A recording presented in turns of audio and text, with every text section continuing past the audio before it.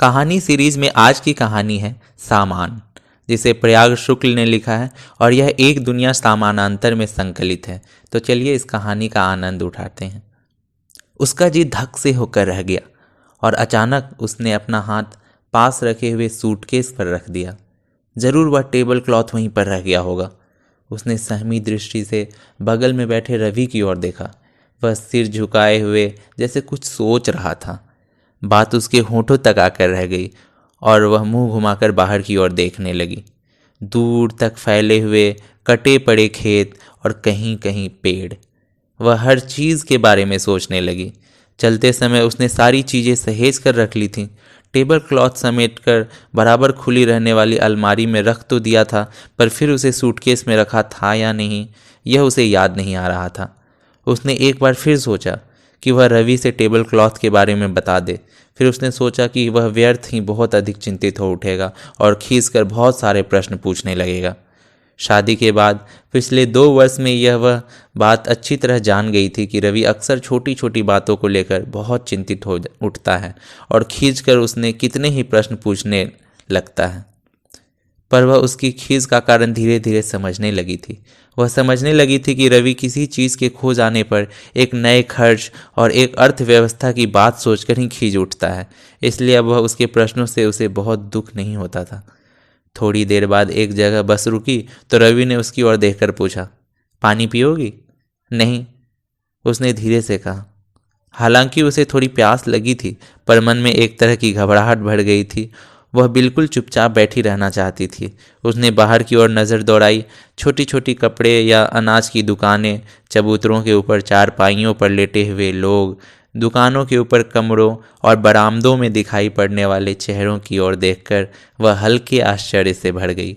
यहाँ दिन भर धूल सी उड़ा करती है, बसें और लाड़ियाँ रुकती हैं और बहुत से लोग रात दिन यहीं रहते हैं। बगल से एक लौड़ी निकल गई तो उसने मुंह भीतर की ओर कर लिया। टूथपेस्ट और ब्रश तक उसने रख लिए थे। टेबल क्लॉथ भी शायद उसने रख लिया था। नहीं, वह वहीं पर छूट गया है। उस कमरे का पूरा दृश्य उसकी आंखों के सामने घूम गया। वह एक बार फिर टेबल क्लॉथ के बारे में सोचने का प्रयत्न करने लगी, पर वह कुछ सोच न पा रही थी। मन के किसी कोने में वह बात घर कर गई थी कि अगर यह मालूम हो गया कि टेबल क्लॉथ वहीं छूट गया है तो उसकी घबराहट और खींच बढ़ जाएगी। इसलिए वह उसके बारे में एक संशय बनाए रखना चाहती थी। छोटी बहन के घर अब वह कब जाएगी ठीक नहीं, और उसके यहाँ कोई कब आएगा कहा नहीं जा सकता।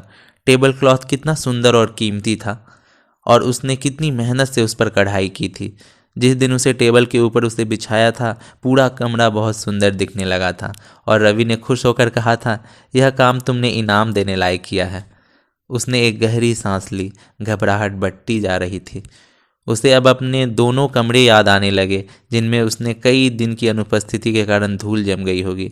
वह कल से ही सोच रही थी कि जाते ही कमरे साफ करेगी और सब सामान ठीक से सजा देगी, पर अब उसे लग रहा था जैसे कमरे का साफ होना या न होना बहुत महत्व नहीं रखता। रवि अक्सर कहा करता है कि टेबल लैंप का नीला शेड और टेबल क्लॉथ, ये दोनों चीज़ें उससे बहुत काम करा लेती हैं। और उसने गौर किया था कि सचमुच वह टेबल क्लॉथ पर झुका हुआ कभी बहुत देर तक कापियाँ जांचा करता था और कभी लगातार कुछ लिखता रहता था। जाड़े की शामों को वह स्वयं कभी घर में अकेली होती, टेबल पर झुककर कोई पुस्तक पढ़ना या पलंग पर लेटकर कुछ सोचना उसे बहुत अच्छा लगता था। कभी कभी वह सलाइयाँ और ऊन लेकर बहुत देर तक कुछ बुनती रह जाती। सामान सहेज लो, रवि ने धीरे से कहा। उसकी इच्छा हुई कह दे, सामान है ही क्या, पर उसने पैरों के पास रखे हुए बैग और झोले को सामने की खाली सीट पर रख दिया और सैंडल पहन ली। उठो। सामान उतारकर रवि ने रिक्शा किया। धूप बहुत तेज थी और सड़कें सूनी थी। जाते ही स्नान करूंगा, रवि ने धीरे से कहा। उसने कुछ कहा नहीं। वह अभी भी टेबल क्लॉथ के बारे में ही सोच रही थी। जब तक वह सूटकेस खोलकर देख न लेगी तब तक रवि से उसके बारे में कुछ नहीं कहेगी। घर पहुंचते पहुंचते उसे लगा जैसे वह बहुत थक गई है। रास्ते भर वह रिक्शा में चुपचाप बैठी रही थी और सोचती रही थी कि वह घर पहुंचकर बिस्तर पर लेट जाएगी और थकान उतारने की चेष्टा करेगी। वह बिस्तर पर लेटकर तकिए में मुंह छिपा लेगी और रवि अगर टेबल क्लॉथ छोड़ आने के लिए कुछ कहेगा तो पड़े पड़े चुपचाप सुन लेगी। घर पहुंचकर उसने दरवाज़ा खोला और पलंग पर बैठकर प्रतीक्षा करने लगी कि रवि स्नान करने चला जाए तो सूटकेस खोलकर देखे टेबल क्लॉथ है या नहीं। थोड़ी देर बैठकर रवि बैग में सोपकेस ढूंढने लगा। क्या ढूंढ रहे हो? सोपकेस तुमने कहाँ रखा है? इसी में तो था। इसमें तो नहीं है। उसके मन में एक खीज भर गई। कहीं से चलना हुआ तो इतनी जल्दी मचाएंगे जैसे कोई आफत आ पड़ी हो। ऐसे में चीज़ छूटेंगी नहीं।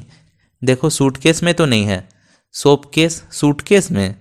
पर उसने चाबियां का गुच्छा लेकर सूटकेस खोला। इसी बहाने वह देख लेगी कि टेबल क्लॉथ है या नहीं। वह घबराई सी कपड़े निकाल निकाल कर बाहर रखने लगी। टेबल क्लॉथ वहीं छूट गया था, सोपकेस भी नहीं था। इसमें तो नहीं है।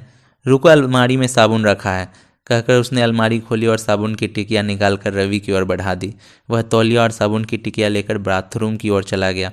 किवाड़ उड़ाकर वह पलंग पर लेट गई और खुद को समझाने का प्रयास करने लगी। बस रवि थोड़ा बहुत नाराज हो लेगा और वे लोग जाकर कोई कपड़ा खरीद लाएंगे और वह उस पर फिर कढ़ाई कर लेगी। पर न जाने क्यों घबराहट कम नहीं हो रही थी। उसने महसूस किया कि रवि के नाराज होने की संभावना का उसे उतना दुख नहीं है जितना टेबल क्लॉथ के छूट जाने का। पलंग के पास ही टेबल पड़ा हुआ था और बिना टेबल क्लॉथ का टेबल उसे बहुत अजीब लग रहा था और हल्के अंधेरे में पूरा कमरा उसे बहुत सूना सूना और बेतरतीब मालूम पड़ रहा था। रवि स्नान करके लौटा तो उसने पूछा, नहाओगी नहीं? नहा लूँगी, उसने धीरे से कहा। वह आगे कहना चाहती थी कि उसने तो मना किया था कि उसे न ले चले।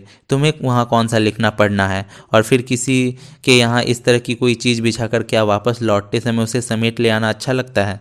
मुझे तो हर जगह पढ़ना लिखना रहता है कि क्या। वह रवि की ओर देखने लगी कि वह क्या कहता है। यह भी खूब रही, कहकर रवि ने अलमारी से छोटा सा शीशा उठा लिया और बाल संवार कर चेहरा देखने लगा। रवि के हाथ में वह शीशा देखकर उसे याद आया कि करीब 1 महीने पहले किस तरह दीवार पर टंगा हुआ बड़ा सा सुंदर शीशा साफ करते समय उसकी जरा सी असावधानी से गिरकर टूट गया था, और तब रवि कितना खीज उठा था और कई दिन तक उसके बीच बीच में यह बताता रहा था कि उतना कीमती शीशा फिर खरीद कर लाना बहुत मुश्किल है। शीशे के नीचे कंघा पाउडर वगैरह रखने की जगह थी और तब कितनी सुविधा होती थी। अब कंघा कहीं पड़ा रहता है, शीशा कहीं। सारी बातें सोचकर उसे लग रहा था जैसे उसमें उठने की शक्ति न बची हो। सहसा उसे इस बात का भान हुआ कि टेबल क्लॉथ छूट जाने की बात सुनकर रवि नाराज नहीं हुआ। शायद वह इस यात्रा से बहुत संतुष्ट है। उन्हें चिट्ठी लिख देंगे कि वह टेबल क्लॉथ भेज दें। नहीं नहीं, जल्दी क्या है, वहाँ से कोई आएगा तो ले आएगा, रवि ने कहा। रवि की इस बात को सुनकर उसे लगा जैसे अचानक उसके सिर से बहुत बड़ा बोझ उतर गया है। जल्दी से नहाओ तो चाय पिया जाए, अभी आई, कहकर वह उठी और कपड़े लेकर बाथरूम की ओर चली गई। नहा धोकर लौटी तो उसे ताजगी महसूस हो रही थी। अब वह टेबल क्लॉथ के बारे में लगातार नहीं सोच रही थी, पर जब उसने साबुन की टिकिया टेबल के ऊपर रखी तो अचानक उसे फिर टेबल क्लॉथ और सोप केस छूट जाने की बात याद आई और वह फिर कुछ अनमनी सी हो गई। इतनी गर्मी में उसे चाय पीना अच्छा नहीं लगता था, पर आज उसने भी चाय पीने की इच्छा हो रही थी। उसने जल्दी ही चाय बनाई और 1 कप रवि को देकर 1 कप में चाय डालकर स्वयं भी पीने लगी। चाय पीते हुए उसने एक बार कमरे में चारों ओर निगाहें दौड़ाई। जगह जगह धूल जम गई थी और छोटी बड़ी चीज़ें इधर उधर बिखरी थी। सहसा उसने सूटकेस की ओर देखा और चौंक पड़ी। एक कोने में चमड़ा किसी चीज़ से कटकर उघड़ आया था। इस पर कितने दिन में कवर लगना है, इस तरह तो यह रास्ते भर उसे लग रहा था जैसे वह कुछ भी देख सुन नहीं रही। पर इस वक्त उसे यात्रा की एक एक बात याद आ रही थी और वह उन जगहों के बारे में सोचने लगी जो रास्ते में मिली थी, धूल भरी और बेतरतीब। और उसके मन में छोटी बहन और उसके आसपास के घरों की याद ताज़ा हो उठी। वह उसकी बेतरतीब और अभाव को बहुत स्पष्ट रूप से अनुभव करने लगी और एकाएक अनजाने ही उसके मन में अजीब अजीब भावनाएं घुमड़ने लगी। वह अपनी कल्पना में उन घरों और कमरों का सामान से भरा और सजा हुआ देखने लगी। और चाय है? और चाय है? रवि ने पूछा तो वह जैसे चौंक उठी और हाँ कहकर उसने रवि के हाथ से कप ले लिया। किसी दिन चलकर टेबल क्लॉथ का कपड़ा खरीद लाएंगे, बिना उसके टेबल अच्छा नहीं। आज ही? किसी दिन क्यों, आज ही। वह आ जाएगा तो 2 हो जाएंगे और बारी बारी से धुलवा लिया करेंगे। फिर रवि ने हंसते हुए कहा, अच्छा हुआ वह वहीं छूट गया, तुमने छोटी बहन को कुछ दिया ही नहीं था, एक शीशा भी। उसने धीरे से कहा। हाँ हाँ कहकर रवि ने कप रख दिया और आंखें मूंद ली। वह हल्के अंधेरे में कमरे को देखने लगी। आज उसे अपने और दूसरों के अभाव बहुत स्पष्ट नजर आने लगे। उसके मन में फिर वही भावनाएं और कल्पनाएं भर गई और बहुत से सामान उसकी आंखों के आगे घूमने लगे, जिनसे सब कुछ सजा हुआ है और सुंदर मालूम हो सकता।